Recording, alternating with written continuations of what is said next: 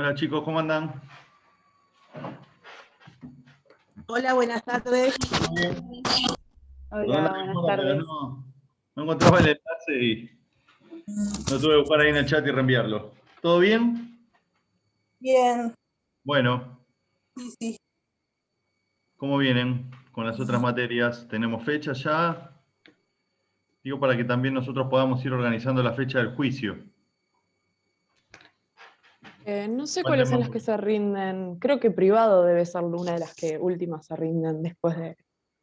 Sí, Privado, generalmente la sí, verdad, lo Todavía podemos no tiene fecha. privado, público, práctica 2, pero bueno, la nada. práctica es la semana que viene. Ah, ya, bien. Privado no tiene fecha todavía. Todavía no Privado tienen fecha. no, El casi 30 que o no puede dieron ser el clases, 5. así que no sabemos. ¿No les dieron clase? Prácticamente no. Así que Bueno, es todo muy indefinido. bueno. Bueno, no, más que nada para ir teniendo nosotros un panorama que no se superpongan y que tampoco el juicio le sea una carga. Pero bueno, también tenemos que ir definiendo las fechas porque después tenemos que entregar notas. Bueno, nada. La idea hoy es que íbamos a ver objeciones, vamos a ver objeciones, pero vamos a tratar de ver también uso de declaraciones previas. Porque ayer Maxi les mandó el caso, ¿no? Bueno, la idea es que ya en función, mañana va a tener clase con el doctor Favaroto. Seguramente si yo termine con estos dos temitas hoy, él les dé prueba pericial. Y bueno, en función de eso, seguramente ya el martes comencemos a practicar, o sea, con Juan, con relación al caso Ríos, ¿sí? Al caso que vamos a trabajar de cara al ejercicio final, ¿sí? Así que vamos a meter cierto sprint con los temas para ya que después nos quedará uso de prueba material y evidencia y alegato de clausura como temas para dar, ¿sí? Así que bueno. Nada, voy a compartir unos PowerPoint para que... Sí, Perdón. lo escucho, ¿eh? O sea que el trabajo que era para mañana pasa para el martes. Mañana es con Favaroto. Claro. Está Mañana, bien. ¿qué tenía para mañana? Porque mi idea para mañana era que en el caso Falcon Crest le agregaran objeciones, ¿no? Volver a hacer el alegato, el directo y contra y agregar objeciones. Pero bueno, ya vamos a pasar a trabajar con el caso Ríos, que era la idea del doctor Favaroto, así que vamos a sumar estos temitas, que a ver, no es que ahora van a tener que practicar también uso de declaraciones previas, sería lo ideal, pero bueno, como que ya cuenten con la información como para poder lanzarse en caso que lo consideren, ¿sí? Perfecto. ¿Ah? Yo Sí, sí. después, si quieren, terminamos la clase, ahí charlamos cómo podría ser un esquema que generalmente cuando arrancamos las primeras prácticas con el ejercicio final es que practiquen el alegato de apertura, elijan un testigo para hacer el directo y el contra, cada parte, ¿no? Uno por el fiscal, uno por la defensa, que la otra parte pueda contraexaminar, y ya van a tener que empezar a objetar y eventualmente usar la declaración previa en caso que sea necesario, ¿sí? Porque, digamos, acá lo más difícil es practicar la objeción. Primero, formularla en tiempo y forma. Segundo, qué clase de objeción nos encontramos. O sea, lleva un trabajito de práctica la objeción que ya es importante que lo vayamos trabajando desde ahora. ¿Bien? Hasta ahora los temas que vieron, alguna duda, algo que me quieran preguntar o venimos bien. Yo escucho mientras preparo esto. ¿Nada? ¿Todo bien? Bueno.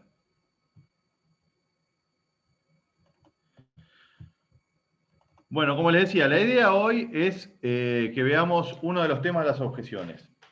Las objeciones básicamente es lo que en un proceso penal por fuera del juicio podemos conocer como las incidencias, ¿no? Aquellas oposiciones que puede formular o la defensa o la fiscalía con relación a, en este caso, vamos a ver, con determinada producción de prueba o determinada pregunta que se pueda formular, ¿sí? Básicamente es esto, es el límite, es un derecho, mejor dicho, es un derecho que tiene el litigante de ponerle un límite, ya sea al examen o contraexamen, que vaya a formular la contraparte.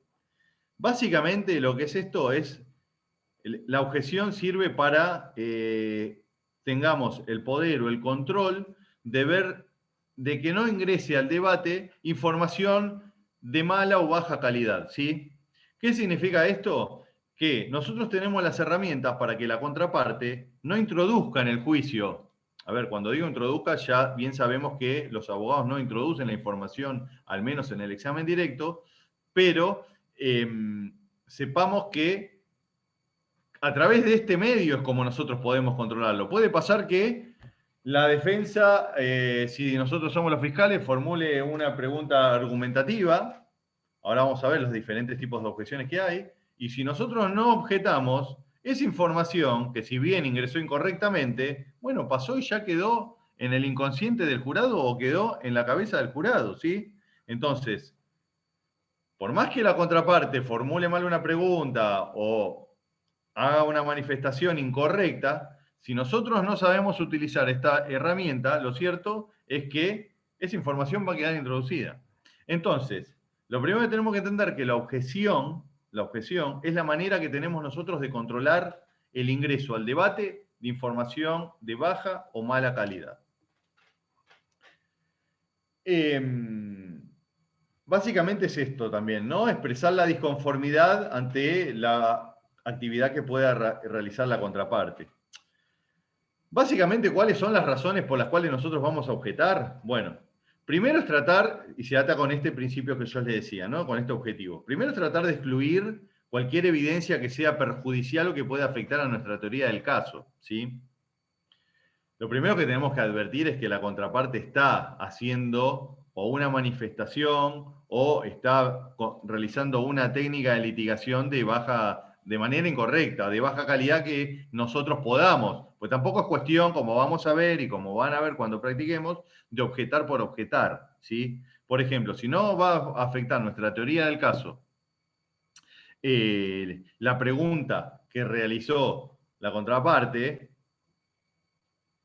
el objetar por objetar, lo único que va a redundar también es, bueno, lo único que quiere el litigante es tratar de poner palos en la rueda. Veremos también que en ciertos casos puede llegar a ser una estrategia para contrarrestar o tratar de cortar cierto interrogatorio, pero básicamente lo que tenemos que entender nosotros es que es importante que podamos objetar en esos términos.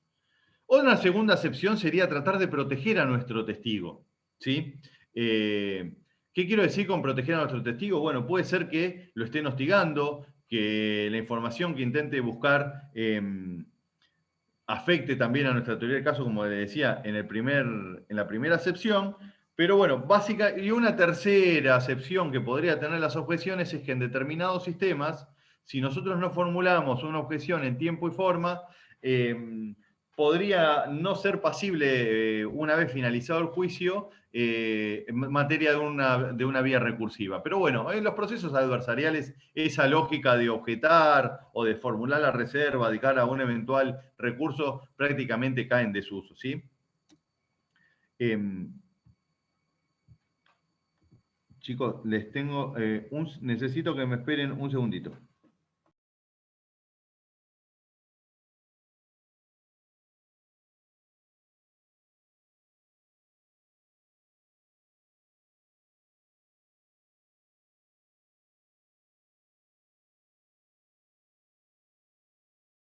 Perdón, ya estoy de vuelta.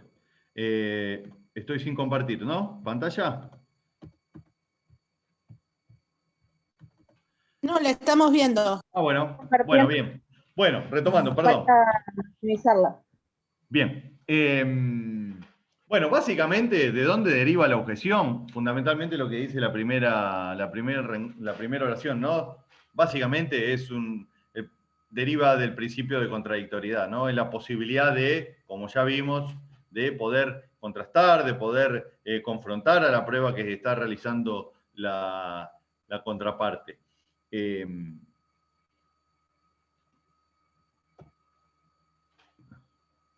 Bueno, muchas de las cosas que van diciendo acá ya están vinculadas. Ahora vamos a ver bien en concreto, ¿no? El objetivo es evitar el deterioro de la calidad de la información. Por un lado, la manera en que preguntan o la manera en que se intenta introducir la información, ¿no? Vamos a ver que también a veces se formulan preguntas que pueden generar confusión en el testigo, preguntas que tergiversan el sentido de la prueba que se está produciendo, de lo que había declarado con anterioridad. Está bueno que hoy veamos también el uso de las declaraciones previas, porque vamos a ver que también es otro modo que tenemos de controlar a la contraparte, ya sea al formular el examen directo o al formular el contraexamen. Primer punto señalado esta filmina, ya los harto repetido, que la información la aporta el testigo y no los abogados, ¿no? Volvemos, esto de la prohibición de las preguntas sugestivas o indicativas en el examen directo. Ya sabemos que en el contraexamen este tipo de preguntas están permitidas, pero bueno, una pregunta sugestiva en el marco de un examen directo es pasible claramente de una objeción, ¿no? Porque ahí la información la está proveyendo el litigante y no el testigo, que es de donde debe provenir. Fíjense que el tercer punto, que nos habla de que los testigos no deben ser expuestos a tratos denigrantes, ofensivos o humillantes, se ata con la segunda razón que yo le decía, ¿no? Tratar de nosotros proteger a nuestro testigo. Bueno, ¿de qué manera vamos a formular las objeciones? Bueno, digamos, hoy en el contexto este que nos vamos a desempeñar desde la virtualidad, no hace falta más que en tiempo y forma señalar la palabra objeción, y generalmente la manera más práctica de señalar la objeción o de argumentar es con el propio título, ¿no? O con por ejemplo, señor juez, objeción sugestiva, ¿sí? Quizás con el título es suficiente para que nosotros le demos los argumentos al juez para resolver, ¿sí? El juez escuchó la pregunta, nosotros le dimos el título, no es necesario formular una argumentación, ¿sí? Sugestiva, capciosa, argumentativa, ¿sí? Con ese título nosotros ya estamos argumentando respecto de respecto de la propia objeción. Ahora bien, en la audiencia tradicional, lo que se estila quizás es a ponerse de pie, ¿sí? Señor juez, objeción o objeción directamente, y también mencionar el título. Algo de lo cual pueden valerse, porque van a ver que esto es lo más difícil, ¿no? Pensemos que el día martes, cuando practiquen, van a estar escuchando un examen directo, alguien que formule una pregunta.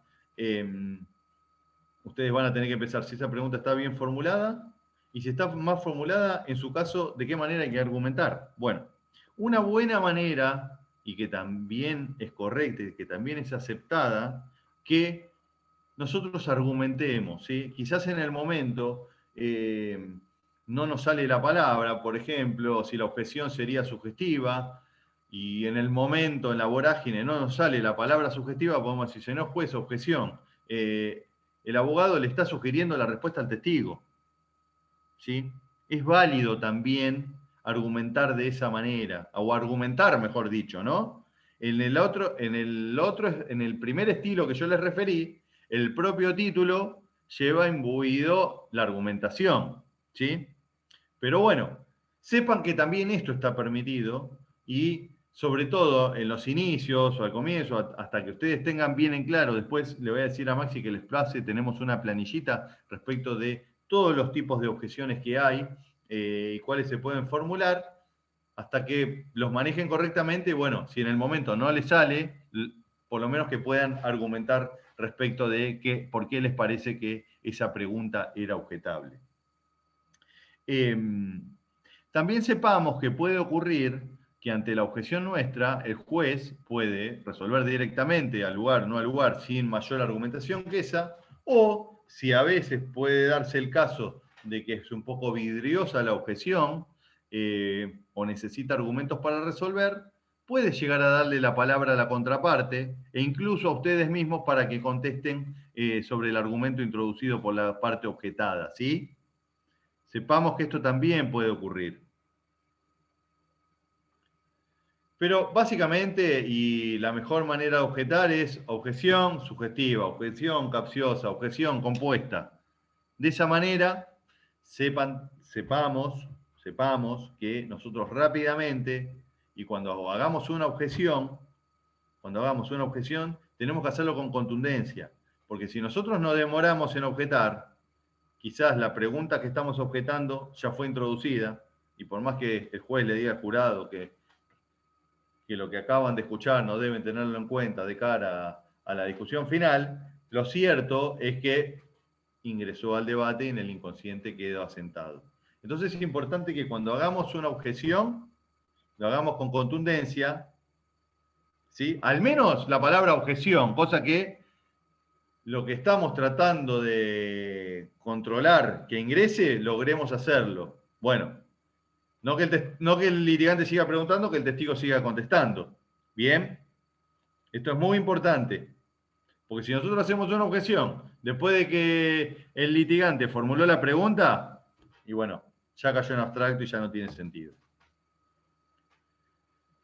Bueno, en cuanto a los tipos de objeciones, nos encontramos con dos. Tenemos las sustanciales, que están relativas al contenido del testimonio, ¿no?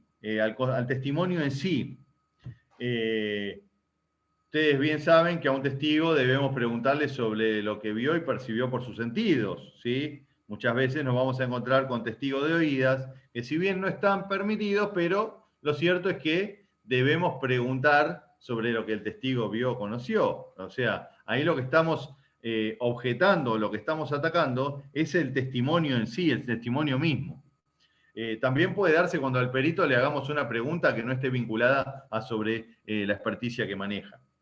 Y el segundo se vincula más a lo técnico, ¿no? A lo formal, la manera en que se realizó la pregunta, que es lo que veníamos hablando, ¿no? Las preguntas sugestivas, ambiguas, repetitivas, compuestas, como vemos ahí en la filmina. Pero bueno, vamos a los diferentes tipos de objeciones, ¿sí? La primera, la pregunta ambigua, La pregunta ambigua, cuando la pregunta realizada puede tener, interpretarse más de un sentido, más de una manera, puede conducir o inducir a error al testigo. Entonces, por eso este tipo de preguntas están prohibidas. La pregunta argumentativa, como bien dice acá, al momento de formular la pregunta, el litigante está efectuando consideraciones sobre hechos que no buscan una respuesta, ¿sí? Sino que el propio litigante les está dando la información al momento de formular la pregunta. Entonces, en este segundo punto, ¿cómo sería la objeción?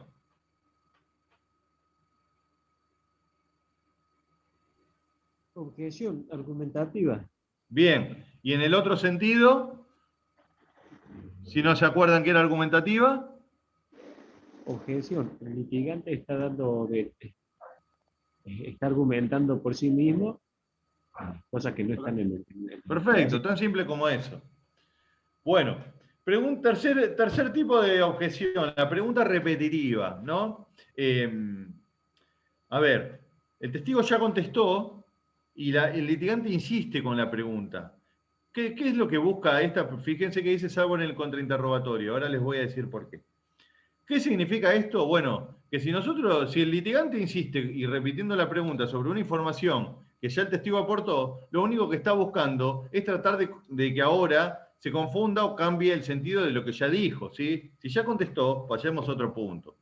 Ahora bien, en el contrainterrogatorio, en el contraexamen, podrían estar permitidas las preguntas repetitivas porque puede ser un modo en el cual tratemos de conducir el interrogatorio, ¿sí? Nosotros podemos formular nuevamente esa pregunta que nos sirva como pie para realizar otra, ¿sí? Fíjense que se está haciendo referencia a el interrogatorio que hizo la contraparte. Bueno, aquí que yo pregunte respecto sobre, entonces era sobre la persona que había participado en el hecho, cuando ya hizo referencia, bueno, está permitido. El cuarto, hechos no probados, ¿sí? Aquí lo que se objeta es que se den por ciertos hechos que todavía no ocurrieron en el debate. Esto se vincula con la estrategia que yo le decía que debemos tener al formular el orden o el orden en el que los testigos vengan a deponer, ¿sí? Porque vamos a suponer que yo tengo un testigo que vio el arma con el cual se cometió el hecho, y tengo un segundo testigo que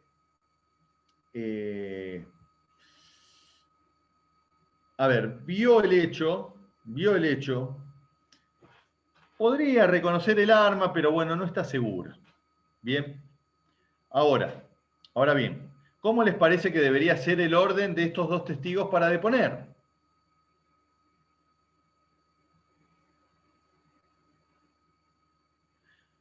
Lo que quiero decir es lo siguiente. Si yo traigo primero al testigo que vio el hecho cuando se estaba cometiendo y que dice, sí, el arma me parece que es tal, pero no estoy seguro, y si yo traigo a ese testigo y le muestro el arma, el testigo, o sea, mejor dicho, yo estoy introduciendo al juicio un elemento, una evidencia, que todavía no fue referida por el testigo apropiado, que es quien la vio, ¿sí? Ahora, si yo no introduzco la evidencia con el testigo correcto, que es el que primero yo mencionaba que puede reconocer el arma, estoy yo introduciendo la información y la evidencia al juicio. Con lo cual, en términos estratégicos, lo importante es, acá lo saqué un poquito de las objeciones, pero es importante esto. ¿Por qué? Porque si yo traigo primero al testigo que me reconoce el arma, después al segundo testigo puedo preguntarle sobre esa arma que yo ya introduje al debate a través de la pregunta que le formulé al primer testigo que sí me reconoció el arma. Pero, si yo invierto el rol de los testigos, bueno, aquí, cuando yo le pregunte por el arma, y a mí me lo van a objetar, porque esta persona, ese arma, todavía no es un hecho probado, todavía no ingresó al debate ese arma. ¿Se entiende lo que quiero decir? Sí, sí. ¿Entendió esto? ¿Sí? Bueno, por eso, hechos no probados podrían ser circunstancias como la que yo le refiero, que sería una circunstancia que todavía no se logra acreditar con el testigo correcto, y por otro lado también pueden ser que se esté intentando dar por hechos ciertos que no están en el caso. ¿Sí? Entonces, es una manera de inducir error al jurado. Si ustedes ven en el caso Río que después alguien está formulando una pregunta, el testigo contesta sobre algo que no está en el caso, bueno, ahora vamos a ver cómo tenemos las herramientas para poder contrastar esto. Pregunta compuesta. Pregunta compuesta es la que en la misma pregunta le estamos haciendo dos preguntas diferentes al testigo. ¿Sí? Esto está prohibido, tanto en el examen directo como en el contraexamen. ¿Sí? Preguntamos de a una vez, de a un hecho por vez, mejor dicho. Preguntas conclusivas o una objeción conclusiva sería aquella en la cual estamos pidiendo al testigo que nos dé una opinión cuando los testigos no pueden dar opiniones, ¿sí? Los únicos que pueden dar opiniones son los peritos. Y también podrían estar permitidas las opiniones aquellos que tengan cierta experticia sobre la materia que vienen a declarar. ¿Qué quiero decir con esto? Por ejemplo, un policía no es un perito, pero puede llegar a darnos una opinión en relación al arma secuestrada. ¿Qué tipo de arma es? ¿Sí? ¿Por qué? Porque un policía trabaja con su arma o es un elemento de trabajo, convive diariamente con situaciones de este tipo, entonces, si bien no es un perito, y esto llevémoslo a otros terrenos también, ¿no? Si bien no es un perito técnicamente, pero sobre la conclusión o sobre la opinión que yo le estoy preguntando, se vincula a cierta experticia que tiene sobre la materia. ¿Está claro esto? Ajá. Bueno, pregunta confusa es esto también, ¿no? Lo que tratamos de confundir al testigo o que no queda claro también hacia la contraparte para que podamos controlar, ¿no? Si la pregunta es confusa, yo no tengo posibilidad de controlar lo que está intentando preguntar. Bueno, pregunta capciosa, ya nos damos cuenta, ¿no? Engañosa, lo que tiende a provocar el error del testigo para que aporte una información que sea carente de solidez o que no fuera percibida por sus sentidos y después poder utilizarlo en mi favor. Pero lo único que tratamos es tratar de inducir error al testigo. Bueno, declarativa más o menos se ata ya con lo que habíamos visto, ¿no? Cuando el litigante nuevamente intenta introducir información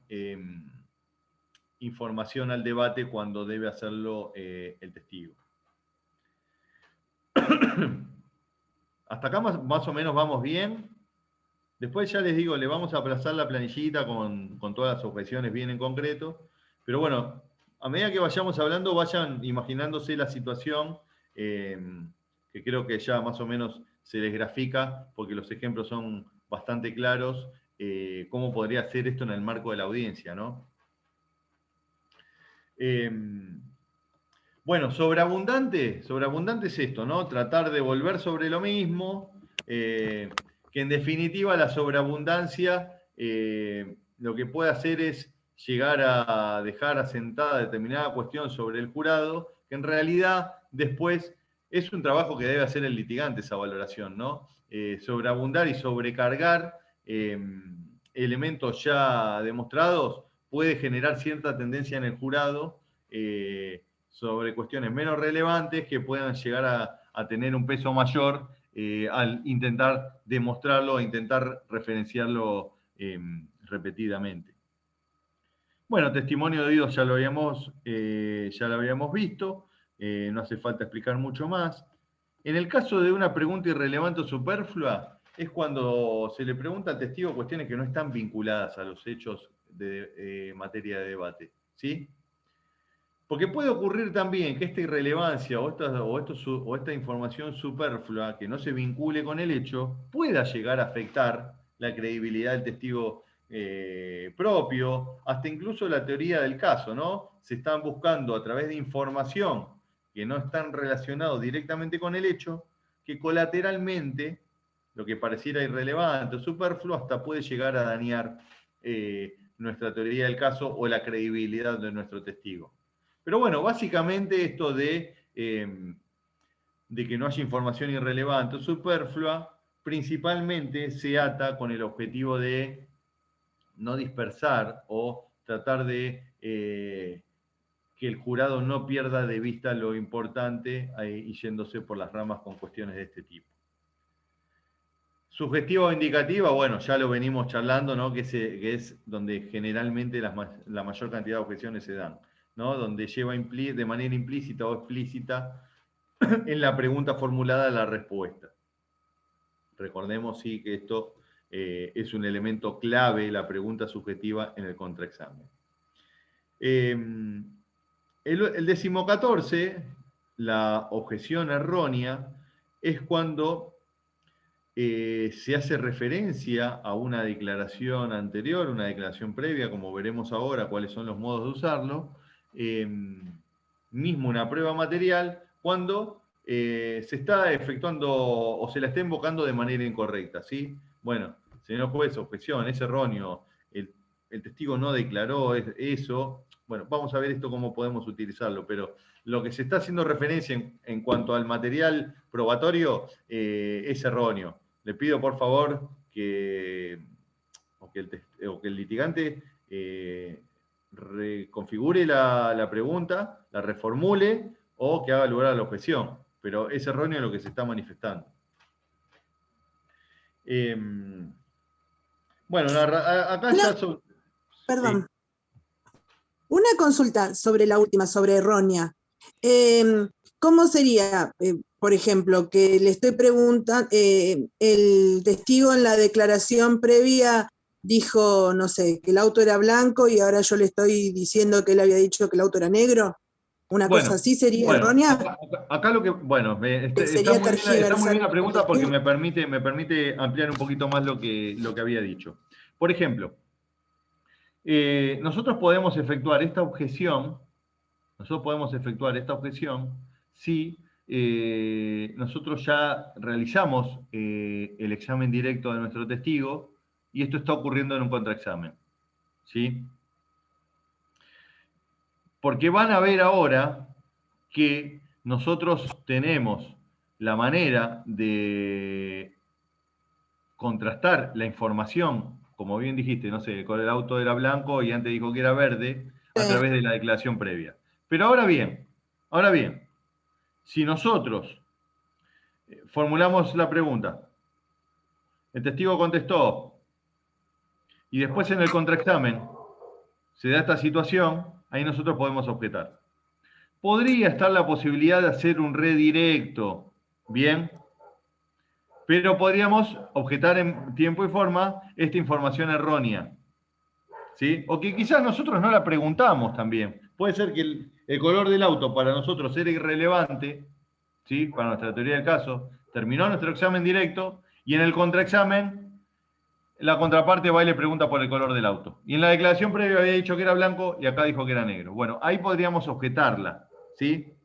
Está bien. ¿Me seguís? Ahora, Sí, lo sigo. vamos a la situación inversa. Vamos a la situación que el testigo, le estamos formulando nosotros el contraexamen. A ver, digo contraexamen porque si nosotros estamos haciendo un examen directo, sabemos el color del auto y lo que va a contestar ahora. Si sabemos que ahora va a contestar algo distinto, bueno, ya no sería un testigo amigable a nuestra parte. Pero si en el contraexamen nos contesta que el auto era verde y en la declaración previa dijo que era blanco, vamos a ver nosotros que ahí no tenemos que objetar. Ahora vamos a ver cómo vamos a usar la declaración previa para que la información que ingrese al debate sea la correcta. ¿Se entiende? Bien. Esta Sí, objeción de errónea estaría vinculado cuando ya concluyó nuestro interrogatorio. ¿Está? La única herramienta que nos queda, digo, ya concluyó porque si todavía nos queda la posibilidad de contraexamen, ahí podemos contrastar al testigo. ¿Sí? Sí. Sí, sí. Bueno, narrativa se vincula un poco con lo irrelevante, ¿no? Cuando el testigo empieza a narrar cuestiones. A ver, quizás esta de narrativa estaría vinculada cuando el testigo se empieza a ir por las ramas, ¿sí? Quizás la anterior, la irrelevante o superflua, se vincula con alguna cuestión puntual, ¿no? Pero la narrativa es cuando el testigo empieza, y van a ver qué ocurre, que empiece a irse por las ramas y a contar cuestiones que nada tienen que ver con el hecho en juzgamiento o con lo que se le está preguntando, entonces podríamos decir que es una objeción narrativa. La perjudicial, ya veníamos hablando también, ¿no? Donde se busca introducir información respecto de un testigo o de una persona, sea la víctima o el imputado, para intentar generar credibilidad, una falta de credibilidad, una ausencia de credibilidad negativa en el jurado, ¿no? Generar una mala impresión. Esta objeción es muy importante y suele ocurrir muchas veces porque quizás las partes, de manera hábil en algunos casos, intentan instalar en el jurado determinados, podemos decir, preconceptos o estereotipos que en definitiva no se vinculan con los hechos y podrían dejar mal predispuesto o tener una mala impresión, ya sea del imputado o de la víctima, al jurado en sí. Entonces, la objeción perjudicial, digamos, es muy importante. Bueno, el privilegio, una objeción sobre el privilegio es cuando se le formula una pregunta al testigo sobre algo que tiene prohibido declarar o abstenerse, ¿no? Cuando hay alguna relación de parentesco o deben guardar el secreto profesional. Y bueno, a ver, la última es la especulativa, que ya también la vimos, donde se le pregunta al testigo sobre que formule alguna objeción o realice determinada hipótesis sobre alguna cuestión, cuando en realidad el testigo debe declarar sobre lo que vio y percibió por sus propios sentidos, ¿sí? Valga la aclaración que podríamos realizar esto en función de un perito o aquel testigo que tenga cierta experticia particular y sobre la cual se vincule la pregunta. Entonces, en definitiva, la objeción es un mecanismo esencial que tienen las partes para controlar la calidad de la información que proviene de los testigos. Segundo tip, requiere de operaciones de razonamiento y decisión estratégica en fracciones de segundo, como así también presentar y fundamentarlo al tribunal. Esto es importante, es algo que me quedó en el tintero, porque esto de operaciones de razonamiento y decisión estratégica, lo que quiere decir es que nosotros tenemos que en fracción de segundos ver si tenemos que objetar o no. A veces puede ser que una pregunta esté mal formulada, alguna pregunta que sea sugestiva en un examen directo, pero si en nada afecta a nuestra teoría del caso, a ver, si la formulamos está bien, pero si no la formulamos porque nada daña a nuestra teoría del caso, puede hacer también a la dinámica del juicio, ¿sí? Pensemos que objetar por objetar, puede llegar a ser también, o hacer caer un poco la credibilidad nuestra, ¿no? Si nosotros nos convertimos en un objetador serial por el solo hecho de objetar, y bueno, el jurado puede estar pensando que son las únicas herramientas que tenemos, ¿sí? Ahora bien, si tenemos un litigante que lo que hace es formular constantemente mal las preguntas, y bueno, yo les digo que hagan una objeción atrás de otra para terminar de sacar de quicio a ese abogado y salga totalmente desaireado de ese examen directo, ¿sí?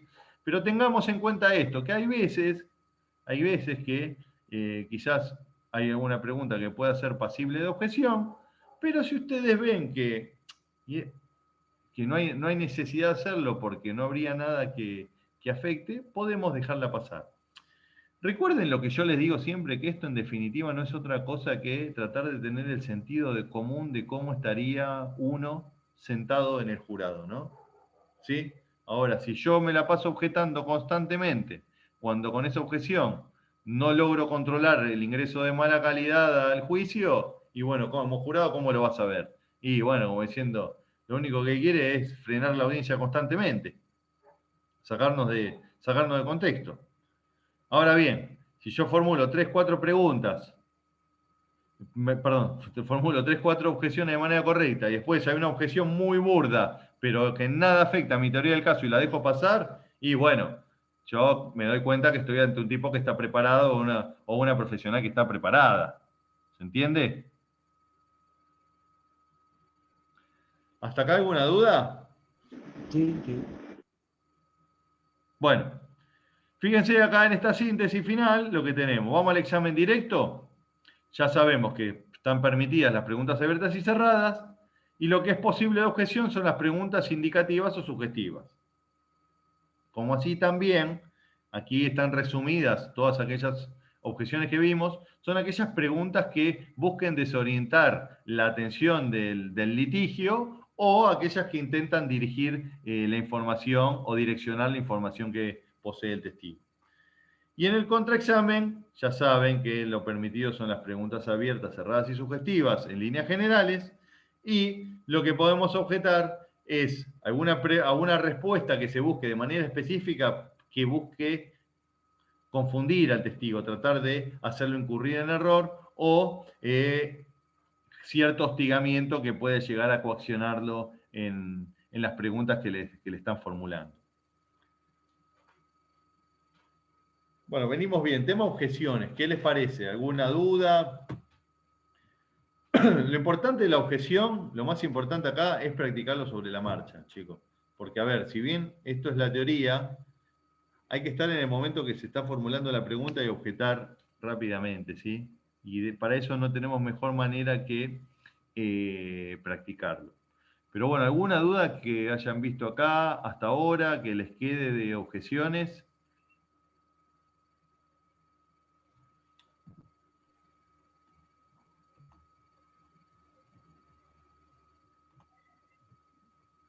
¿Nada? No, a mí no, lo que me pasa es eso que decía recién, que seguramente después cuando vayamos a los testimonios va a ser difícil identificar encasillar, digamos, las preguntas. Bueno, pero En la teoría está clara. eso es trabajo. No se preocupen porque eso es trabajo. Ahí la vuelve a reformular, ¿no? ¿Cómo? La vuelve a reformular cuando le dice objeción. Pues le dice, Sí, a ver, lo que puede ocurrir es que el juez diga al lugar a la objeción, no al lugar a la objeción, ¿sí? Y puede ocurrir también que ustedes como litigantes, y esto está bien también, no está mal, si ustedes consideran que formularon mal una pregunta, digan, señor juez, reformulo, antes que resuelva, uno puede volver sobre sus pasos, ¿sí? No lo vean esto como algo malo. Sobre todo al inicio, ¿sí? Después van a ver que una vez que estén aceitados y ustedes consideren que puede ser una pregunta que se puede sostener, bueno, esperan que resuelva el juez. ¿Sí? Pero bueno, Y si, algunos tips si para hacemos evitar... Sí, dale, Susana. No, si hacemos la objeción pero no la fundamentamos el por qué, el juez No, la podría resolver igual, no. no. Sí o Es sí como que tenemos vos pidas una fundamentar. excarcelación, y no me des los fundamentos. Pensemos que estamos acá en un proceso de neto corte adversarial.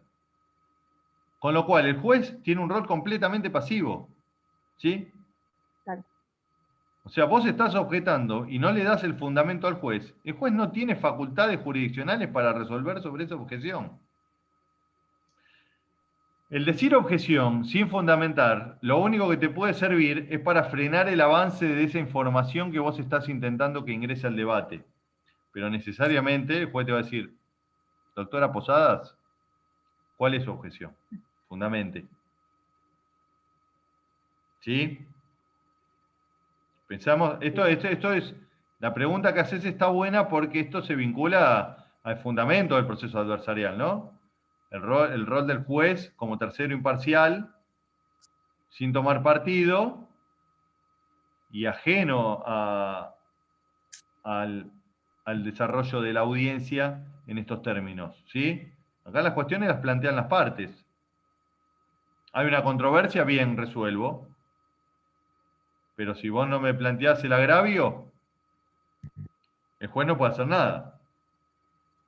Y en el caso que sea, por ejemplo, una pregunta perjudicial, ¿no? Sí. Sobre que habíamos visto sobre el carácter de la persona, o que se está agraviando al testigo, o tratándolo mal. Y el abogado no objeta nada. El juez ahí, por más que lo identifique, también sé que no puede meterse. El único que objeta es el testigo, es el abogado. Bueno, está buena la pregunta que haces, porque es una pregunta que podría cuadrar dentro del orden de la audiencia, ¿sí? ¿Podría el juez en ese caso involucrarse y solicitar a la parte que termine con el hostigamiento, ¿sí? O que abandone esa manera de formular la pregunta?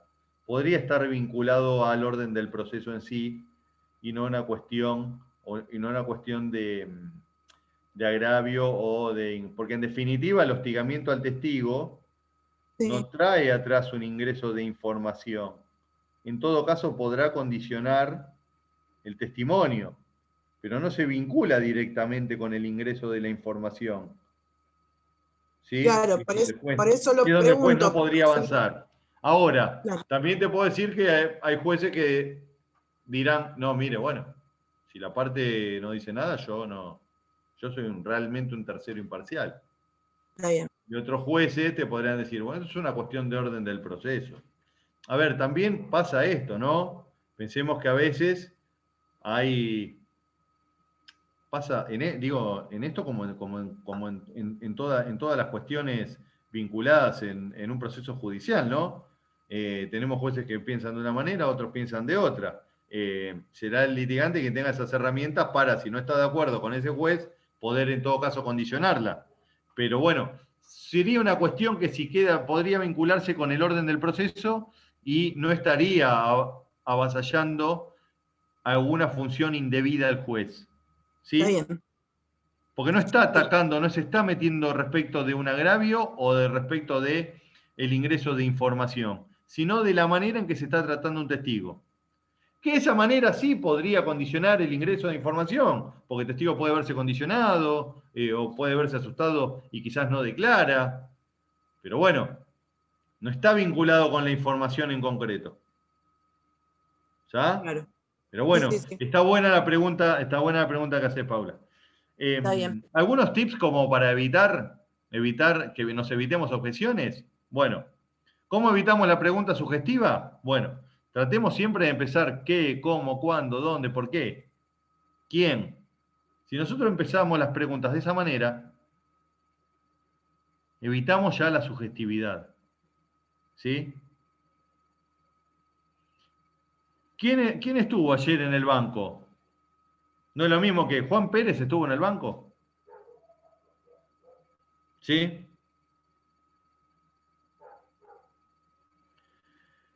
Otra forma es tratar de no buscar hechos, con las preguntas, preguntar hechos y no conclusiones. Esto ya lo vimos con algunos tips de objeciones, pero sí, tratemos siempre de preguntar hechos que percibieron los testigos. ¿Sí? Y una tercera manera también es tratar siempre de formular preguntas cortas. Si nosotros preguntamos preguntas cortas, evitamos alguna pregunta compuesta. ¿Sí? Pregunta corta sobre un hecho, pregunta corta sobre un hecho. No importa si hacemos 30 preguntas. Pero si nosotros empezamos a ir por la rama con la pregunta, y bueno, seguramente caigamos en una pregunta compuesta. O una pregunta argumentativa. Si nosotros conocemos de antemano la información, podemos formular esa pregunta de manera corta. ¿Estamos bien con objeciones hasta acá? Ya les digo, lean el manual igual y sepan que esto va a ser sobre la práctica donde lo vamos a ir mejorando. ¿Se ve la filmina de uso de declaraciones previas? Sí. Se ve. Bueno. Sí, se ve bien. Ustedes recordarán que yo les dije que la declaración previa es el material de trabajo con el que cuentan los litigantes para, primero, preparar su teoría del caso, segundo, para, a través de esa teoría del caso, formular su alegato de apertura, y tercero, para poder desarrollar tanto el examen directo, o preparar el examen directo, como el contraexamen. ¿Hasta acá estamos en lo cierto, en lo correcto? ¿Coincidimos? Sí, sí. ¿Ya alguien vio? No, con esto no les estoy preguntando si lo leyeron de principio a fin, pero al menos, ¿alguien hojeó el caso Ríos? Sí, Sí. ahí. Ojeada, no le estoy pidiendo que lo hayan leído. Digo, si alguien lo vio. ¿Sí? Sí. Bueno, ustedes vieron que, a ver, Susana, ¿qué tiene? ¿Viste un relato de un hecho? Y después, no, sin el contenido, ¿qué viste? Si alguien lo tiene abierto, ¿cómo está Sí, formulado? unos testimonios. ¿Cómo? Sí, el relato de los hechos, después los testimonios de cada parte. Bueno, esos testimonios de cada uno de los testigos que van a deponer es lo que conocemos como declaraciones previas. Esas declaraciones previas, que no tienen ningún valor probatorio, sepan que esas declaraciones previas, ni acá, ni en un proceso real, tienen valor probatorio en un juicio oral, es el material con que nosotros vamos a trabajar. ¿Sí? Esto ya lo vimos cuando vimos teoría del caso, alegato de apertura. Pero ahora vamos a ver que las declaraciones previas tienen un uso particular en el marco de la audiencia. ¿Sí? Y básicamente ese uso tiene dos facetas. La primera de ellas está vinculada al examen directo y la segunda está vinculada al contraexamen. Nosotros en el marco de la audiencia vamos a usar la declaración previa bajo dos acepciones. Una puede ser para refrescar la memoria del testigo y la segunda forma es para evidenciar una contradicción. Creo que a esta altura ya están en condiciones de decirme cuál se utiliza en el examen directo y cuál en el contraexamen. En el examen directo para refrescar la memoria y en el contraexamen para mostrar alguna contradicción. Exactamente, Antonella. Mal podríamos nosotros dejar en evidencia a nuestro testigo amigable, como también mal podríamos refrescarle la memoria a un testigo de la contraparte y que introduzca información que nos puede afectar nuestra teoría del caso. ¿Sí? Entonces, la introducción o el uso de la declaración previa tiene un mecanismo que o un sistema de utilización que es bastante mecánico, ¿sí? Lo que les pido, porque siempre tenemos el mismo problema, es que tiene varios pasos, tanto para refrescar la memoria como para evidenciar la contradicción, que ustedes van a ver ahora que las diferencias son mínimas, ¿sí? Pero es importante que se recuerde y se lleve adelante los pasos de manera correcta para usar la declaración previa. Vamos a la primera, tenemos todavía 25, media horita, ¿no? Vamos primero al uso de la declaración previa para refrescar la memoria, que como bien dice la filmina, lo vamos a aplicar en el examen directo. Vamos a suponer que nosotros venimos formulando el examen directo, el testigo nos viene acreditando todas las circunstancias fácticas que fuimos a buscar con él, todo lo que teníamos previsto nos fue contestando, pero bueno, sobre determinada cuestión puntual, el testigo no recuerda. ¿Qué hacemos ante esta situación? Vamos al primer paso. El primer paso, que aquí no está en la filmina, pero es muy importante, nosotros tenemos como litigantes que tratar de agotar por todos los medios. Cuando digo agotar por todos los medios es tratar de reformular la pregunta 3, 4 veces, ¿sí? Si el testigo nos dice que no recuerda, recuerden ustedes que nosotros conocemos la información que le estamos preguntando, ¿sí? Y sabemos que el testigo la dijo porque la leímos en la declaración previa al preparar ese examen directo. Entonces tenemos las herramientas para intentar reformular esa pregunta y que el testigo sea que nos dé la información. ¿Por qué les parece que es importante tratar de obtener la información del testigo antes de recurrir a la declaración previa? Y es más fuerte el testimonio. Para que la información sea introducida por el testigo. Exactamente. En algún punto, que el testigo no recuerde determinada circunstancia, no voy a decir que hace teclear la credibilidad, pero redunda en cierto punto en la credibilidad de ese testigo. Entonces, está en la capacidad nuestra como litigantes de reconfigurar esa pregunta y quizás con alguna pregunta que formulemos de manera diferente podamos obtener esa información, con lo cual nos evitamos recurrir a la declaración previa. Pero bueno, vamos a suponer que el testigo no recuerde, ¿no? Entonces, hicimos 1, 2, 3, cuarta pregunta y el testigo no lo recuerda. Lo primero que tenemos que hacer es tratar de, o el segundo paso es tratar de crear el escenario, darle credibilidad a la existencia de la declaración previa. Si nosotros decimos, bueno, no recuerda, bueno, señor testigo, cuando usted declaró en tal fecha, no, error. Ahí yo estoy introduciendo una información de que el testigo ya declaró con anterioridad.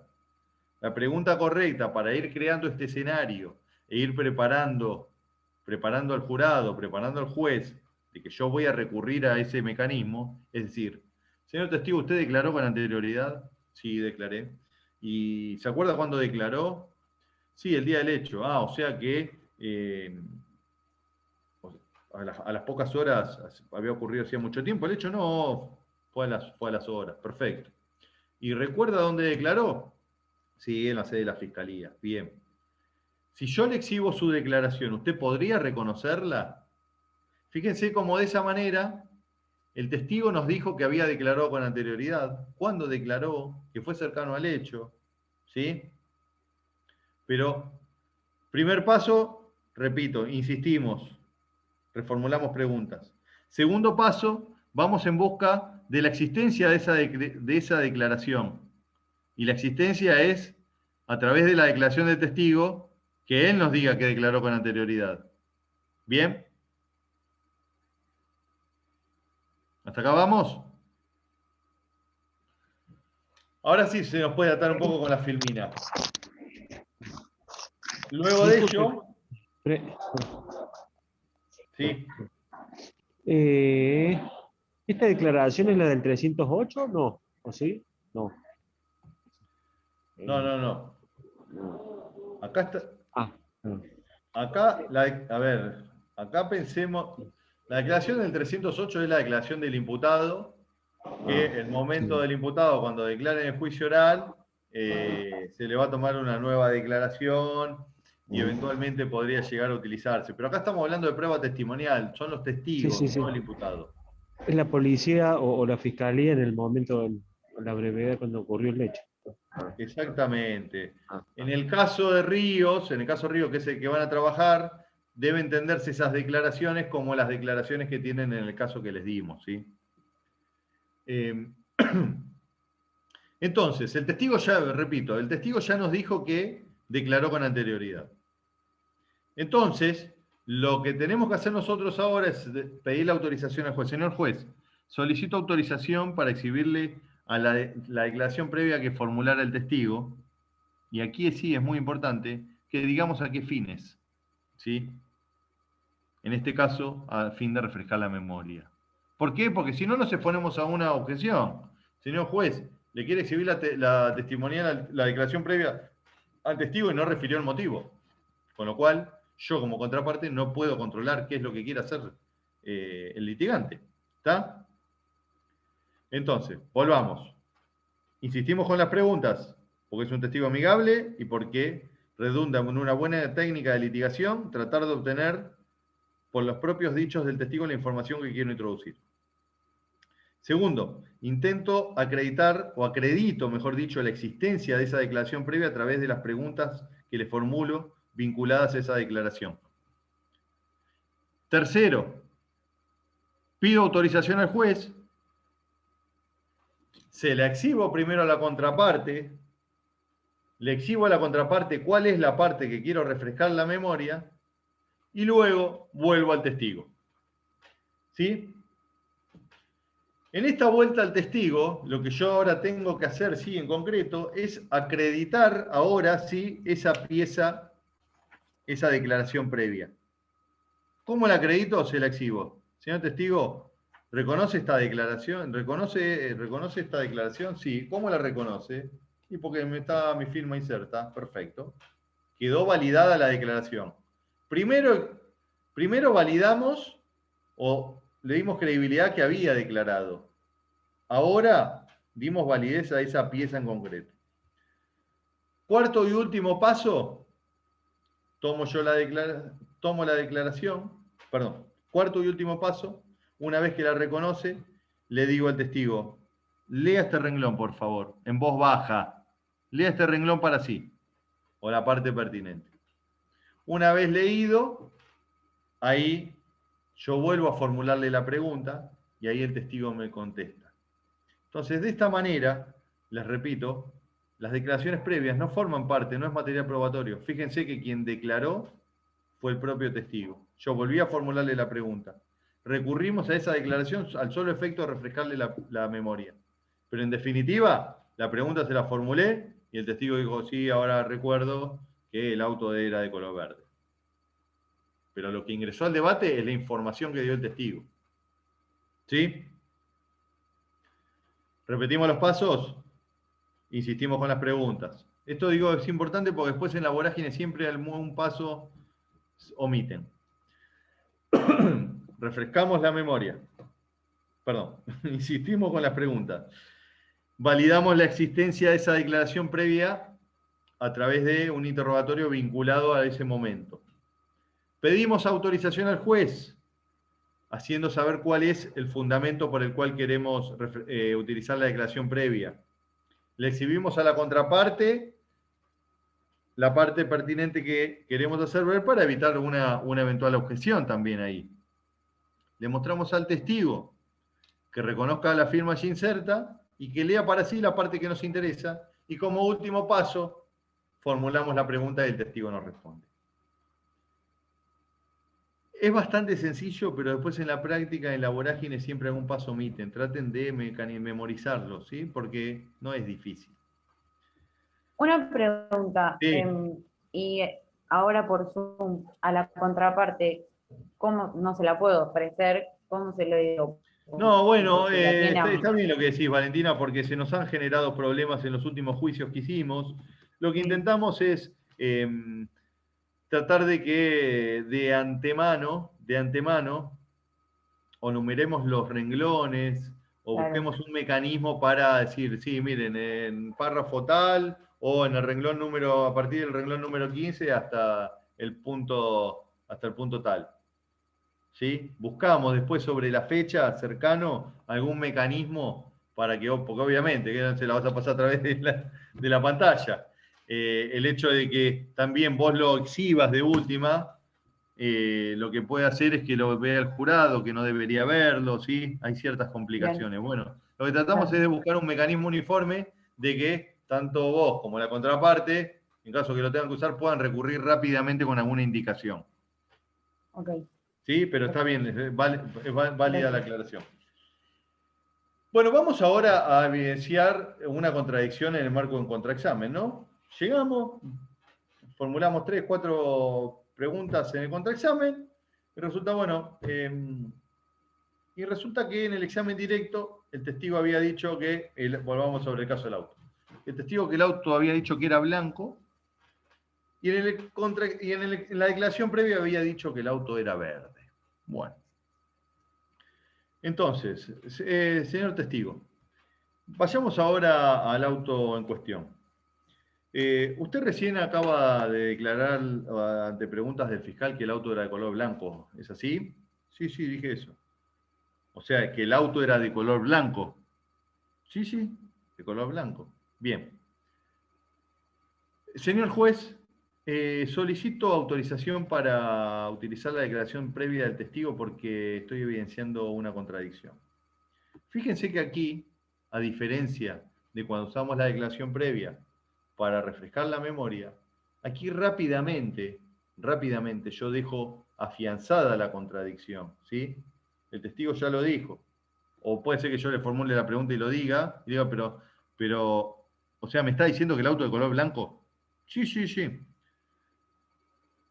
Rápidamente yo fijo la contradicción, no intento buscar, porque a mí lo que me interesa acá es que estamos ante la presencia de un testigo que no es creíble. Fíjense que ahora nos está diciendo que el auto es de color blanco, acá ya me voy a los alegatos, ¿no? Cuando en la declaración previa, horas cercanas a los hechos, dijo que el auto era de color verde. Señor miembro del jurado, este testigo no es creíble. ¿Cómo vamos a creerle todo lo otro que dice si está mintiendo con esto que yo les estoy manifestando? ¿Se entiende? Entonces, a diferencia de el otro uso que insistimos, acá rápidamente fijamos la contradicción. Donde nosotros tenemos la contradicción ya asentada, que alcanza con una pregunta, nos vamos rápidamente a solicitar la autorización al juez para... nos vamos rápidamente a fijar la existencia de la declaración previa. Perdón que vuelva, perdón, me estaba adelantando. Entonces, ¿usted me está diciendo que el auto de color blanco? Sí, sí, sí.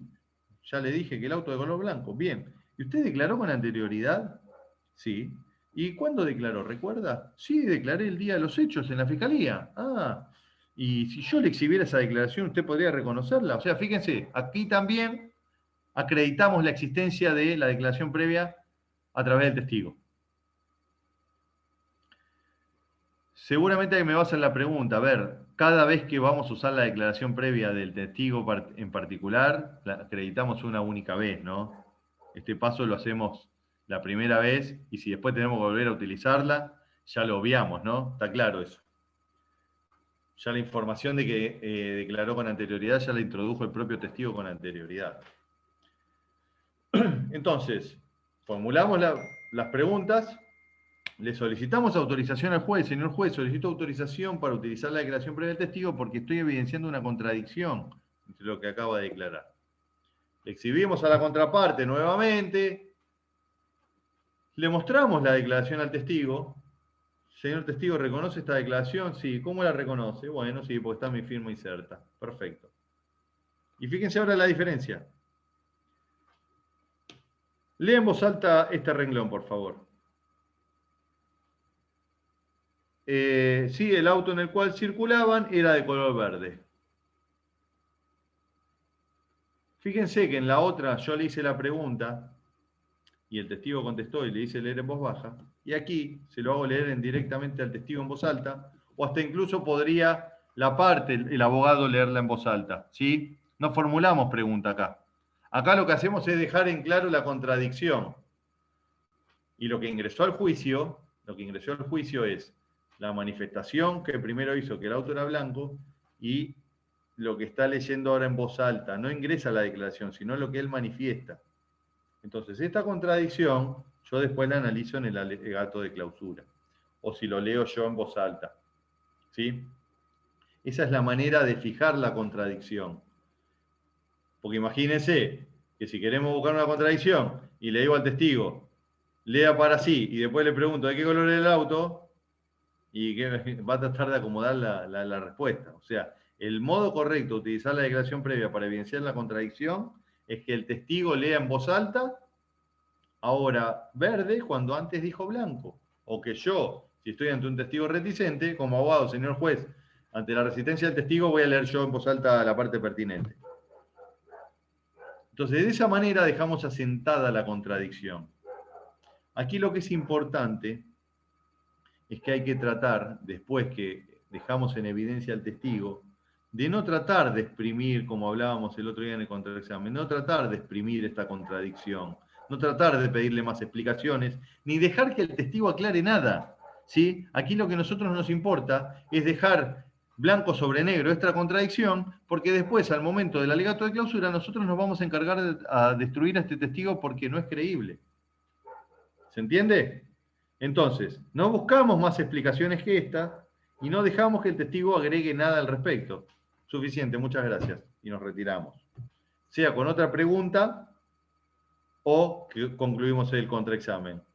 Siempre es más importante, si nosotros ya lo vimos desde el examen directo y tenemos esta carta bajo la manga, y guardarla para el final. Qué mejor que retirarnos con el testigo atragantado que nos quiere cambiar una versión o dijo que el auto era blanco y después era verde y se terminó. Digamos, ese testigo tenemos herramientas como para que el jurado nos cree poder destruirlo.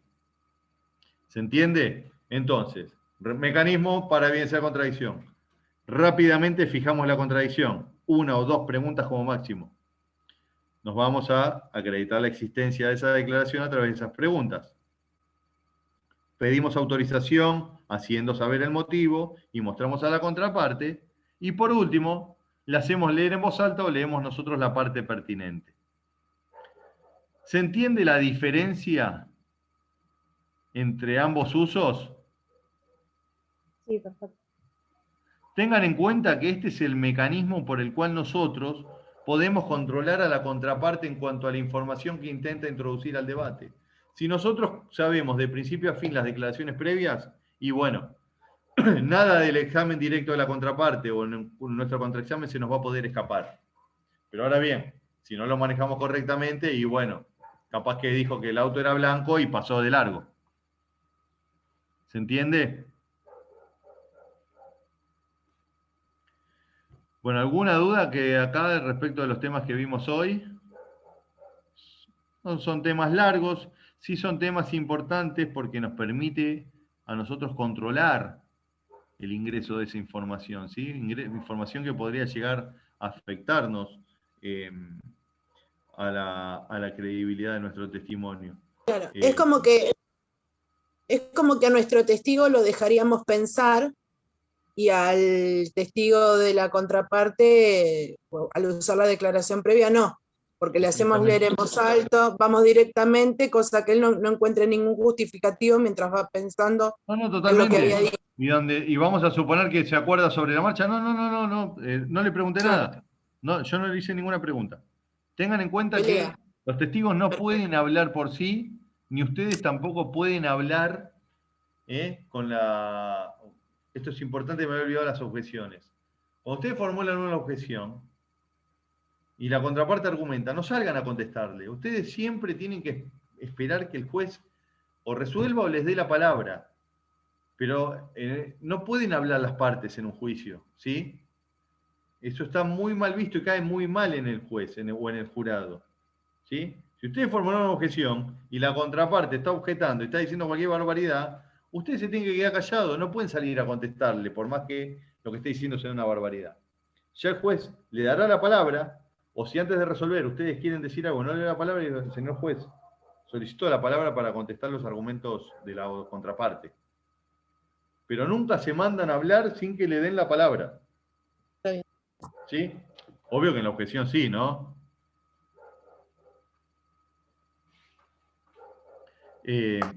Con esto lo mismo, las partes no dialogan con los testigos. Formulamos la pregunta y nos retiramos. Formulamos la pregunta. Si el testigo, no, señor testigo, no conteste, no diga nada porque yo no le pregunté nada. Espere que ahora yo le acabo de solicitar al tribunal la utilización de una declaración previa. Doctor, Sí, porque el otro día cuando hicimos contrainterrogatorio, sí.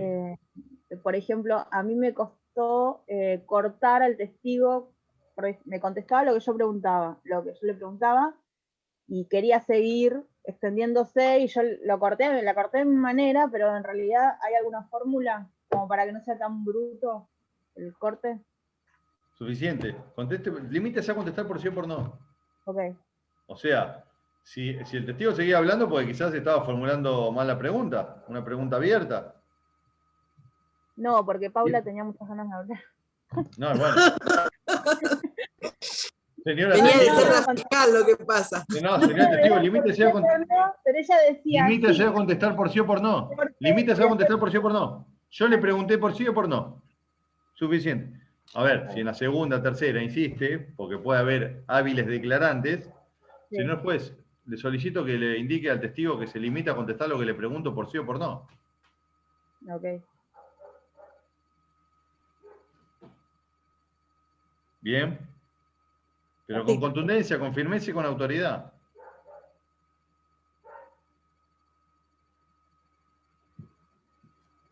¿Alguna duda hasta acá?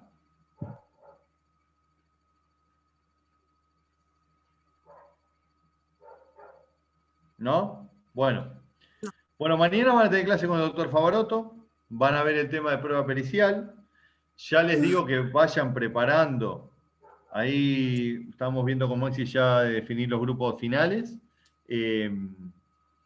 Seguramente mañana también a ver si los tienen. Cosa que puedan ir ya preparando un alegato de apertura y cada parte un testigo que la contraparte pueda contraexaminarlo. Y tratar de empezar a utilizar estas herramientas, las objeciones, el uso de la declaración previa. ¿Sí? Traten de que, a ver, no que sea preestablecido, pero acá sí le pido que esto va a ser un trabajito de quien haga de testigo, ¿sí? Para medir a sus compañeros. Obviamente les pido que no le digan al testigo amigable que lo van a hacer, pero digo, quien haga de testigo, sin decirle a su compañero, en el examen directo tenga cierto olvido, ¿sí? Y en el contraexamen que incurra en alguna contradicción, ¿sí? Porque esta es la manera que ustedes van a poder empezar a darse cuenta sobre la marcha de que tenemos que recurrir a la declaración previa. Les pido por favor que quien haga de testigo no le diga, che, mirá, me voy a olvidar de esta cosa o acá te voy a decir otra cosa. Porque si no, no tiene sentido. Pero aquel que haga de testigo, por favor, que se tome ese trabajito. Bueno, chicos. Bueno. Nos vemos la semana que viene. ¿Sí? Bueno, hasta la semana que viene. Gracias. Bueno, chao. Adiós. Hasta luego.